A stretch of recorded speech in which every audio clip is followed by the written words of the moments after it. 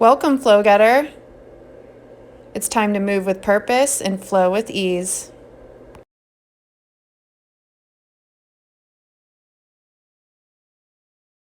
Hey yogis, Dr. Danielle here to discuss a big myth out in the yoga world where it is commonly cued to flex your foot in pigeon pose in order to protect your knee joint. And I'm here to tell you that is fake news.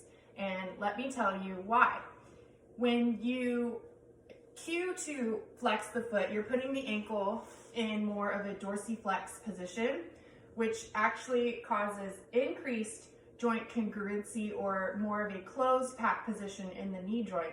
And what that means is the stability and space is very tight, and the ligamentous structures are also maximally tight, creating optimal stability, which it sounds great, but actually the problem is when you start to put or place increased body weight into the foot and ankle in that position, it causes those already tight ligamentous structures to be stressed even more, and they start to compensate by giving.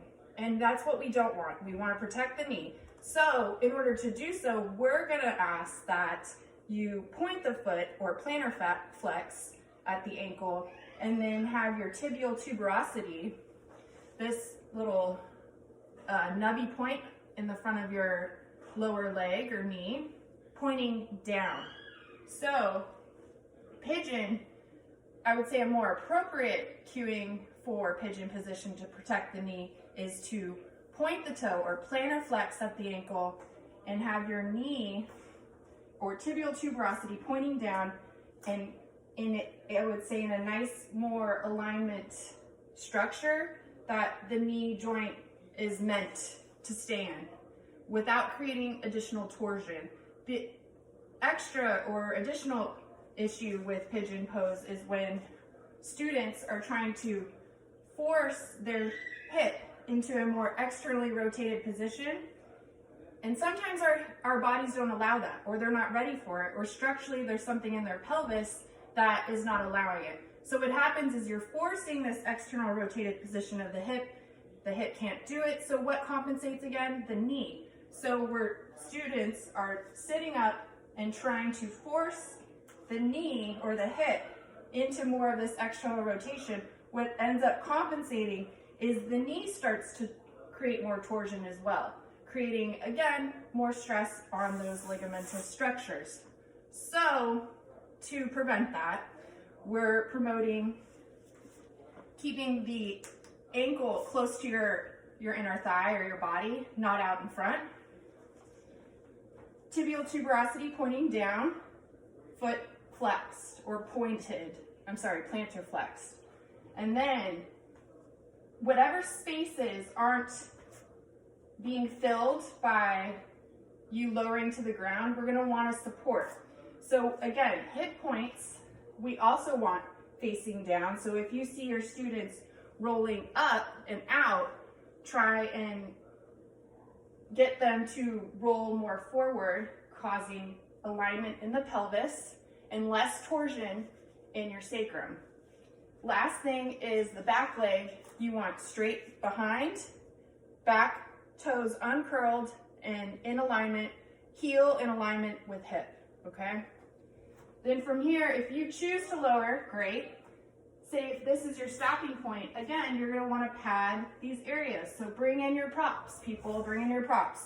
So as a student for myself, I would probably prop my back hip here. Should have my blocks ready.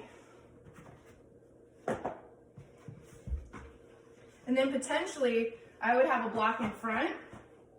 And then if I needed it, which I don't really think I do for the back, and then you can come down here, okay? Keeping nice, also alignment in your spine. So if you're noticing students are hunching over to reach the ground, bring them back up, prop them up with something, and promote more length as they're getting stretched into this hip. Personally, I don't like pigeon pose in my personal practice because I do have some SI joint dysfunction, and it actually, for my body, creates more torsion in that area even when I'm propping and trying to create optimal alignment. My body doesn't like it. So there's some options out there instead of pigeon pose that I personally like to promote and do in my practice. So the first one I actually love the most is on the wall, is the reclined pigeon or figure 4 stretch. So I'm going to show you in this position first, and then I'll move to the wall. So it's going to be on your back. You're going to take whatever hip you're wanting to stretch first. You cross the ankle over your thigh, but having the ankle out so you're not creating any stress on your ankle. And then from here, you're trying to promote keeping length in the neck and not shrugging at the shoulders, but at the same time, gently starting to bring this thigh closer to your chest without causing any additional strain in your shoulders. You can choose to pointer flex at the foot and then just bring it in that way. Again, if you have any knee ligamentous injuries or laxity, that's still not a great position for your knee to be in. So another option for pigeon pose is to just lay on your back and with your hands grasp under the thigh but above the knee so you're not creating stress at the knee joint, and then bringing your shoulder to your knee to opposite shoulder. And that is the best way to protect your knee. We're not creating any stress on those ligaments, and you're still getting an appropriate stretch to that hip. So I'm going to demonstrate on this side. Again, knee to opposite shoulder. Try and keep your shoulders relaxed, and then bring it in. Hand placement is key here to protect the knee joint. So again, we're putting hands at the upper thigh above the knee so we're not creating any stress here. Now, favorite pose to get the most out of my hip external rotator stretching is on the wall, because it allows me to ground my sacrum, which for me personally is something that I need.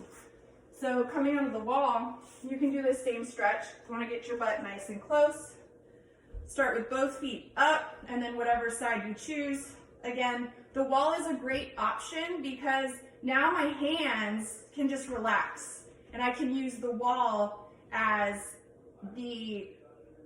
using this leg to increase the intensity or to back off by lifting my foot up. So again, less intensity of a stretch is foot up. To increase the intensity, you bring your foot down. And that feels real good. And now I have the ground to support my low back and my sacrum. And this is a yummy, juicy stretch. I love this. So this is my recommendation